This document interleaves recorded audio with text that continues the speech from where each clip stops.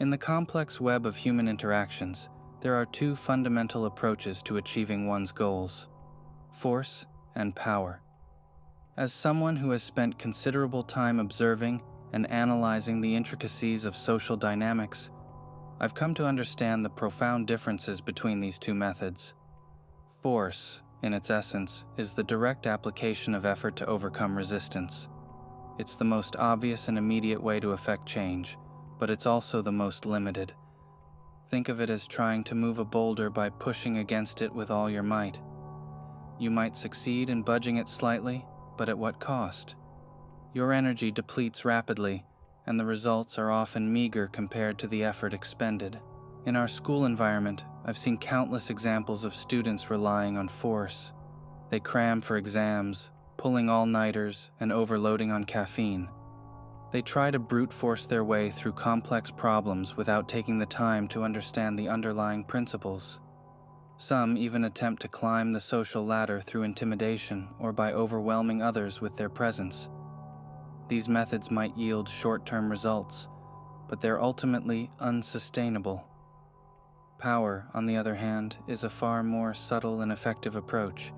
It's about understanding the currents of the situation and positioning oneself to take advantage of them.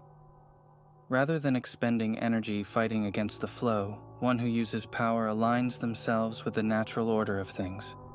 It's like the difference between swimming upstream and skillfully navigating the rapids. In my observations, those who truly excel in our school system aren't necessarily the ones who study the longest or shout the loudest. They're the ones who understand the unwritten rules, who can read the motivations of others, and who can influence situations without seeming to exert any effort at all. They're like skilled chess players, always thinking several moves ahead and setting up favorable conditions long before making their final play. Consider the way information flows through our class.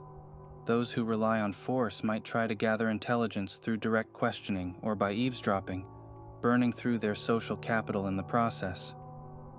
In contrast, I've found that by carefully cultivating a network of relationships and positioning myself at key information nodes, I can effortlessly stay informed about everything of importance without ever seeming to pry. The distinction between force and power becomes even more apparent when dealing with authority figures. Many students attempt to challenge teachers or administrators head-on, using arguments or emotional appeals to get their way. This rarely works and often backfires. I've learned that true influence comes from understanding the motivations and constraints of those in power, and then subtly aligning their interests with my own.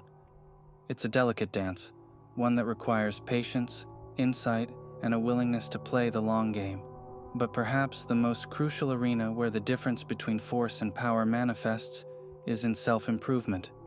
Those who rely on force often set ambitious goals and try to achieve them through sheer willpower. They fight against their own nature, trying to forcibly reshape themselves into someone they're not. This approach is doomed to fail. The rubber band of their true personality will always snap back eventually. Power, in the context of personal growth, is about deep self-understanding. It's recognizing your innate strengths and weaknesses, and then strategically positioning yourself to maximize your advantages while minimizing your vulnerabilities. Instead of trying to become someone else, you become the best version of yourself. In my own journey, I've come to realize that true strength doesn't come from overpowering others, or even oneself. It comes from a profound understanding of the systems at play and the ability to navigate them effortlessly. It's about being like water, fluid, adaptable, and capable of wearing away even the hardest stone given enough time. This approach requires a level of detachment that many find uncomfortable. To truly harness power, one must be willing to set aside ego and emotional reactions. You must be able to view situations objectively without being clouded by desire or fear. This doesn't mean becoming cold or unfeeling, but rather developing the ability to choose your responses rather than being at the mercy of your impulses. Of course, the path of power is not without its challenges. It requires constant vigilance and a willingness to adapt. The currents of social dynamics are always shifting, and what worked yesterday may not work tomorrow. Unlike force, which can be applied mindlessly, power demands continuous awareness and adjustment. Moreover, there's a subtlety to power that can be easily misunderstood. Those who observe might mistake your effortless success for luck or innate talent. They don't see the careful positioning, the patient observation, the strategic choices made long before the final move. This can lead to isolation, as few truly understand the depths of your approach. But for those willing to walk this path, the rewards are immense. Not only does it lead to greater success with less effort, but it also offers a deeper understanding of the world and one's place in it. There's a certain peace that comes from knowing you're working with the flow of life rather than constantly fighting against it. In the end, the choice between force and power is a deeply personal one. Many will continue to rely on force, driven by the illusion of control it provides. They'll push and strain, wearing themselves out in the process. And in some situations, force may indeed be necessary. There are times when direct action is the only option. But for those who seek true mastery, who want to achieve greatness without burning themselves out, the path of power is the only real choice. It's a path of wisdom, of strategy, of deep understanding. It's about playing the game of life at a higher level, seeing the patterns that others miss and capitalizing on opportunities they never even noticed. As we navigate the complexities of our school life and prepare for the challenges that lie beyond, I urge you to consider which approach you're taking.